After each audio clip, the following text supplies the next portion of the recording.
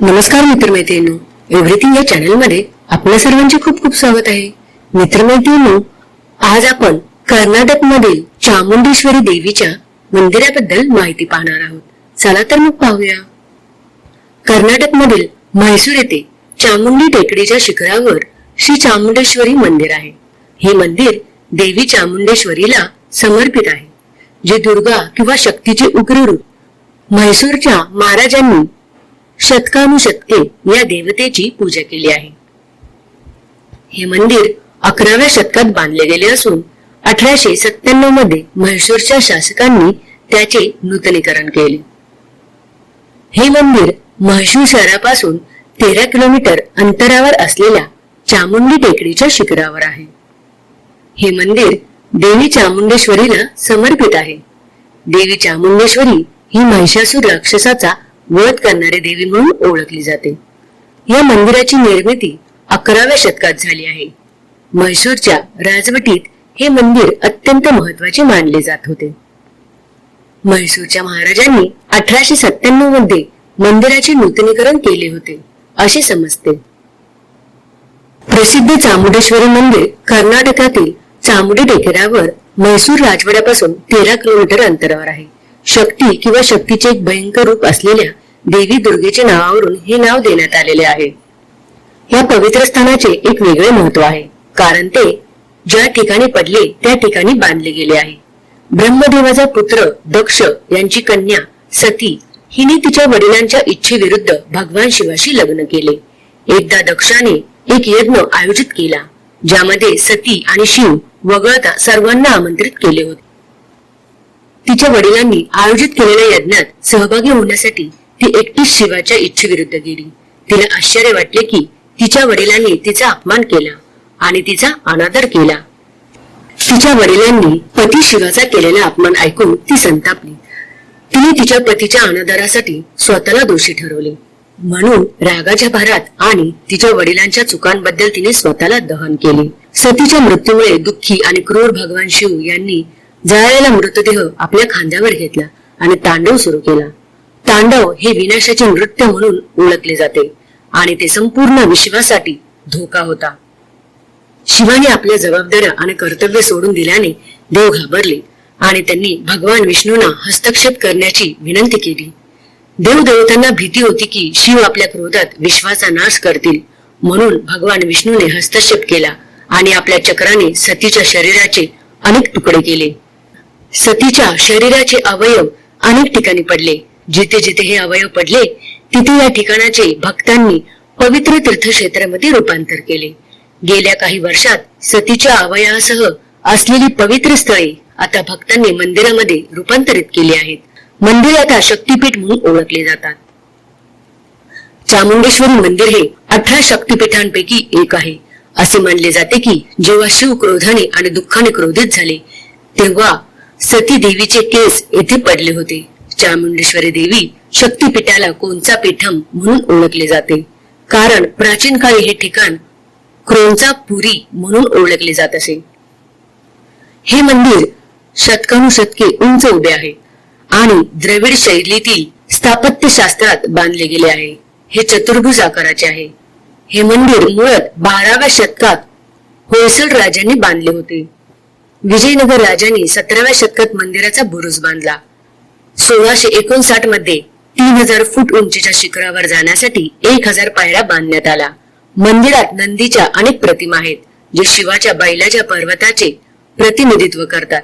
मंदिराकडे जाण्यासाठी 1000 पायऱ्या 1659 मध्ये दोंडा देवराज वोडेयार यांनी बांधल्या होत्या.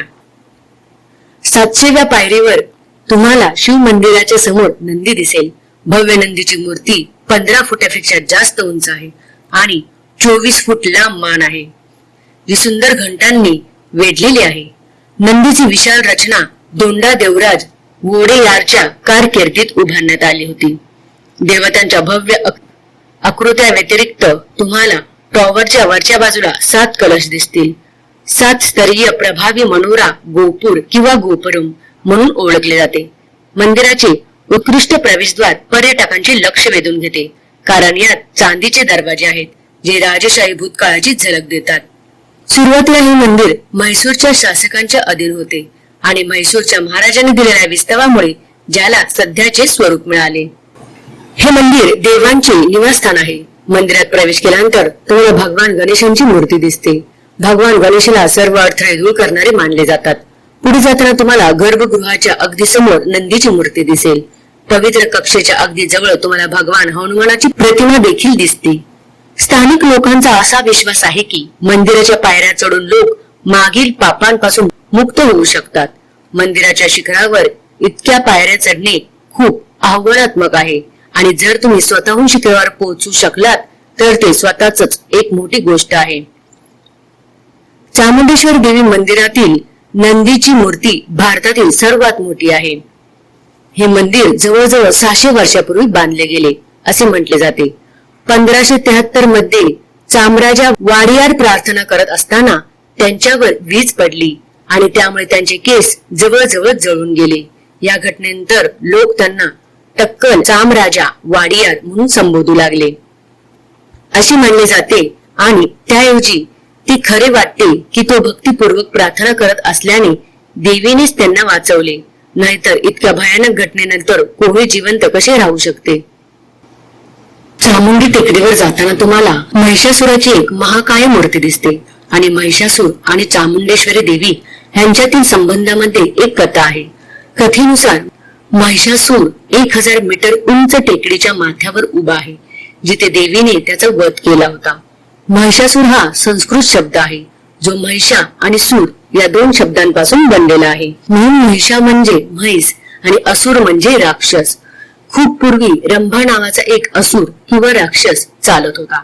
त्याच्या वाटेवर त्याला एक सुंदर म्हशी भेट. तो लगेच तिच्याकडे आकर्षित झाला आणि तिच्यासाठी आसक्त झाला. असुर आणि म्हशीच्या संगतीने त्यांना महिषासूर नावाचा मुलगा झाला.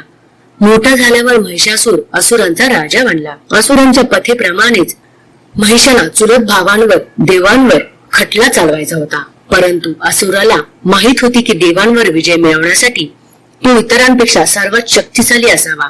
सर्वात बलवान होण्यासाठी त्याने कठोर तपश्चर्येसाठी आपला वेळ समर्पित करण्यासाठी पर्वतांचा आश्रय घेतला. त्याने सर्व प्राण्यांच्या निर्मात्याला भगवान ब्रह्माला समर्पित आणि कठोरपणे प्रार्थना केली. असुरांच्या भक्तीने समाधानी आणि प्रसन्न होऊन भगवान ब्रह्मा प्रकट झाले आणि त्याला जे हवे होते ते मागितले. महिषासुराने अमर होण्याची प्रार्थना केली. भगवानाने उत्तर दिले की ते अशक्य आहे, कारण प्रत्येक सृष्टी मृतावस्थेत आहे. म्हणून महिषासुराने माझ्या हातून अगदी त्रिमूर्तीच्या हातूनही मरू नये अशी मागणी करण्याचा विचार केला. त्याला असे वाटत होते की स्त्रिया कमकुवत आणि शक्तिहीन आहेत आणि पुरुषाशी लढू शकत नाहीत. म्हणून जर त्याला अमर होण्याचे वरदान दिले नाही तर तो अमरा इतकाच शक्तिशाली आणि चांगला असेल. भगवान ब्रह्मदेवाने त्याला एका स्त्रीकडून मारले जाण्याची त्याची भविष्यवाणी केली असली तरी तो अहंकाराने इतका भरलेला होता की त्याने सर्व गोष्टीकडे दुर्लक्ष केले. महिषासुराने युद्ध करण्यासाठी एक मोठी सेना जमवण्यास सुरुवात केली आणि शेजारच्या सर्व राज्यांवर आक्रमण करण्यास सुरुवात केली. महिषासूर संपूर्ण पृथ्वीचा अधिपती बनला आणि त्याला स्वर्ग जिंकण्याचे त्याचे अंतिम ध्येय असलेल्या मोठ्या विनाशाकडे पाऊल टाकायचे होते. तो देवांना हेवा करायचा, स्वर्गात आरामात विश्रांती घेत होता. ब्रह्मदेवाकडून मिळालेल्या आशीर्वादाने तो अहंकाराने भरला होता आणि आपण देवांविरुद्ध युद्ध करू इच्छित होतो. देवांना ब्रह्मदेवाच्या वरदानाची माहिती होती आणि त्यांनी महिषासुरापासून मुक्ती मिळवण्यासाठी त्यांचा सल्ला घेतला. भगवानांनी त्यांना उपाय शोधण्यासाठी शिवाकडे आणि नंतर विष्णूकडे जाण्यास सांगितले. देवांनी त्रिमूर्तीसह महिषासुराविरुद्ध युद्ध केले आणि सर्व काही व्यर्थ गेले. देवांचा युद्धात पराभव झालाच, पण ते तेथून पळूनही गेले. म्हणून विष्णूने महिषासुराचा अंत करण्यासाठी सर्वोत्तम क्षमता असलेली स्त्री निर्माण करण्याचा निर्णय घेतला. यासह देवीचा जन्म सर्व देवतांमध्ये सर्वोत्तम असा झाला. भागावर बसून देवीने इंद्राची राजधानी असलेल्या अमरावतीच्या राजधानीकडे कूच केली. हा गोंधळ ऐकून महिषासुराला ती कोण आहे हे जाणून घेण्याची उत्साह निर्माण झाली आणि ती एक स्त्री आहे हे लक्षात आल्याने त्याने आपल्या लोकांना तिला आत आणण्यासाठी पाठवले. महिषासूर तिला आपली पत्नी बनवू इच्छित होता. देवीला खूप पटवून दिल्यानंतर आणि जेव्हा सर्व काही निरर्थक ठरले तेव्हा त्याने अभिमानाने भरलेल्या देवी विरुद्ध लढण्याचा निर्णय घेतला. देवीने असुरांना इशारा दिला की जर त्याने देवांना इंद्राचे निवासस्थान सोडण्यास त्रास देणे थांबवले नाही तर मृत्यू त्याची वाट पाहत आहे. त्याला जे सांगितले गेले ते न ऐकता त्याने युद्ध सुरू करण्यासाठी बाण आणि धनुष्य बाहेर काढले. देवीने धनुष्य आणि बाणाने असुरांनी केलेले सर्व हल्ले निष्फळ केले. असुराने त्यांचे रूप बदलून हत्तीचे रूप घेतले आणि नंतर त्याच्या डोक्यावर सिंहाने हल्ला केला. वाघापासून स्वतःला वाचवण्यासाठी त्याने आपले रूप सर्पात बदलले, ज्याकडे पाहून देवीने पुन्हा त्याच्यावर तलवारीने वार केले. आता महिषासुराने म्हशीचे रूप धारण केले आणि देवीने विष्णूने दिलेल्या सुदर्शन चक्राचा वापर करून महिषासुराचा वध केला, ज्यामुळे शेवटी त्याचा शिरच्छेद झाला आणि त्याचा मृत्यू झाला. तर दुर्गेच्या हाताने महिषासुराचा वध झाला. चामुंडी टेकडीच्या माथ्यावर चढताना तुम्हाला जी मूर्ती दिसते ती महिषासुराची आहे. त्याच्या हातात साप आणि तलवार आहे. चामुंडी देवी तिच्या शक्ती, धैर्य आणि असुरांच्या दुष्टी शक्तीवर विजय मिळवण्याच्या देवी गुणांसाठी ओळखली जाते. तिने महिष असुरांचा नाश केला आणि त्याचे डोके कापून युद्ध केले. तर मित्रमैत्रिणींनो, अशा प्रकारे चामुंडेश्वरी देवीचा हा इतिहास आहे. तर मित्रांनो, ही माहिती तुम्हाला कशी वाटली ही मला कमेंट करून नक्की कळवा. आणि हा व्हिडिओ तुम्हाला आवडले असल्यास जास्तीत जास्त लाईक आणि शेअर करा. आणि असेच विविध प्रकारचे व्हिडिओ पाहण्यासाठी आमच्या चॅनलला लाईक आणि सबस्क्राईब करा आणि बेल आयकॉनला प्रेस करा. धन्यवाद.